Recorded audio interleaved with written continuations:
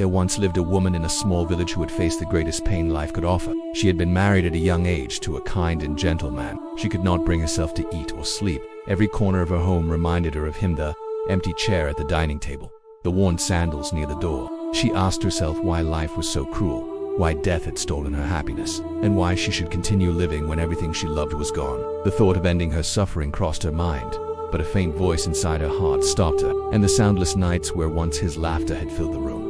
My husband has died, and I cannot bear this pain. I have no strength to live. Tell me, what can I do to end this suffering? My heart feels as though it is being torn apart. If you can find such a household, I will bring peace to your heart. She went back to her village and knocked on the first door she saw. A kind woman greeted her, and she said, "Please, I need a handful of mustard seeds. Has your family ever lost someone to death?" The woman sighed and said, "We have lost our father last year. Death has touched us." The villagers tried to console her, but their words felt hollow. Instead, he said softly, "Sister, you are not alone in your pain. All who were born must one day face death." This time, a man said, "My brother died last month. We too have known death." It was not that her pain had vanished, but that it no longer crushed her. She began to see her husband not as lost forever, but as part of the cycle of life. The love they had shared was still alive within her, and she could carry it forward without being trapped in sorrow. She returned to her village, and instead of isolating herself in grief, she began to help others who had suffered loss. She realized that while her husband's physical presence was gone, his love and memories lived on, not only in her but in the good she could do for others. Over time, her tears became prayers of gratitude rather than sorrow. She comforted a mother who had lost her child. She shared meals with the elderly who were alone, and she listened to the stories of those who had no one else. Your suffering is not because of death itself, but because of your attachment and unwillingness to accept the truth of life. Time heals all wounds, they said, but time only seemed to deepen her pain. When you see the suffering of others, you will know that your pain is part of the human heart.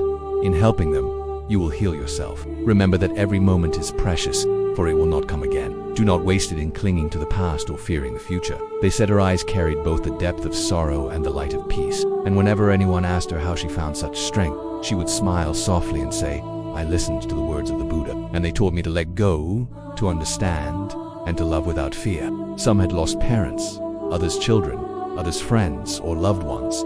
Not a single household was untouched by death. Their love had been simple but true, and together they had built a life filled with quiet joy. When you see that life is like a river always flowing, never still, you will stop clinging to what cannot be held. True peace is found not in denying loss, but in understanding it.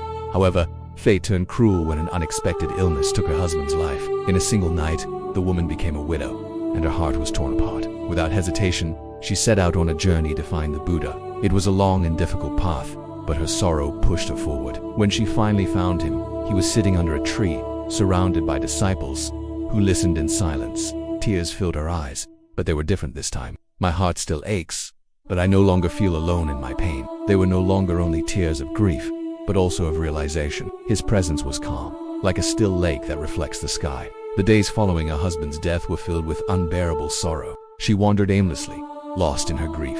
Her tears felt endless, and her heart was heavy with despair. One day, while sitting under a tree in the village outskirts, an old man approached her. He saw her grief and said, "You look like a woman carrying the weight of the entire world." She looked up, her eyes swollen from crying, and said, "I have lost my reason to live. My husband is gone, and I feel as though my soul has died with him. Can you tell me how to find peace?" The old man shook his head. "I cannot, but I know of a teacher who can. Go to the Blessed One, the Buddha. He speaks words that heal hearts as broken as yours." The widow felt a flicker of hope. The widow fell to her knees and wept. "Blessed One, I am drowning in sorrow." The Buddha looked at her with compassion. He did not speak of gods or miracles, nor did he promise to bring her husband back. The widow, still crying, asked, "But how can I accept this?" The Buddha then told her a simple task. "Go back to your village and bring me a handful of mustard seeds from a family that has never known death." The woman was confused but hopeful. The widow moved on to the next house and asked the same question. She went from house to house, through every street and alley of the village, but every family had a story of loss. As she returned to the Buddha, she carried no mustard seeds, but something far greater: new understanding. She bowed before the Buddha and said, "I understand now. Death is not mine, alone to suffer.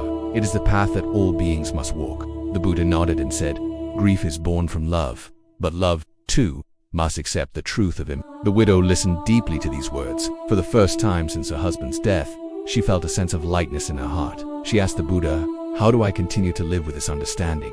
The Buddha replied, "Live by giving compassion to others." The widow left the Buddha's presence with a heart that was still tender but no longer broken. Through her acts of kindness, the widow found a quiet joy. Years later, people in her village spoke of her as a woman of great wisdom and compassion. In this way, the widow who once thought her life had ended discovered a new beginning, a life of peace, compassion, and acceptance.